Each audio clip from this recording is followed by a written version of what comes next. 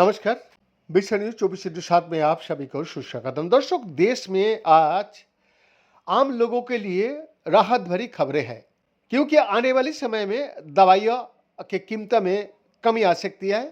दवा उद्योग से जुड़े विशेषज्ञों का कहना है कि दवाओं का निर्माण में इस्तेमाल होने वाली कच्चे माल यानी एक्टिव फार्मास्यूटिकल इंग्रेडिएंट्स की कीमतों में हाल के महीनों में बड़ी गिरावट दर्ज किया गया है, जिसका सीधा असर दवाओं की कीमत पर पड़ सकता है।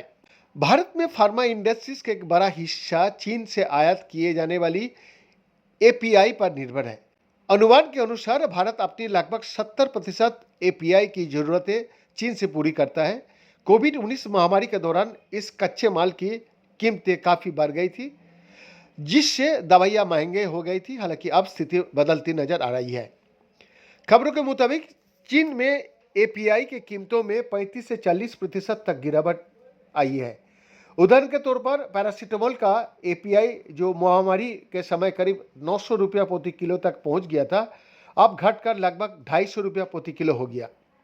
इसी तरह एमोक्सिसिलिन और दूसरा जैसी एंटीबायोटिक दवाओं के कच्चे माल की कीमतों में भी काफी कमी आई। फार्मा इंडस्ट्रीज के जानकारों का कहना है कि चीन में कोविड के बाद जरूरत से ज्यादा उत्पादन क्षमता विकसित हो गई थी, जिसके चलते अब एपीआई के सप्लाई अधिक और मांग कम हो गया है। इसी वजह से कीमतों में गिरावट देखी जा रही है।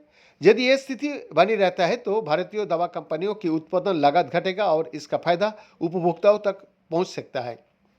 हालांकि विशेषज्ञों ये भी चेतावनी दे रहा है कि दवाइयाँ का कीमतें तुरंत कम नहीं होगी।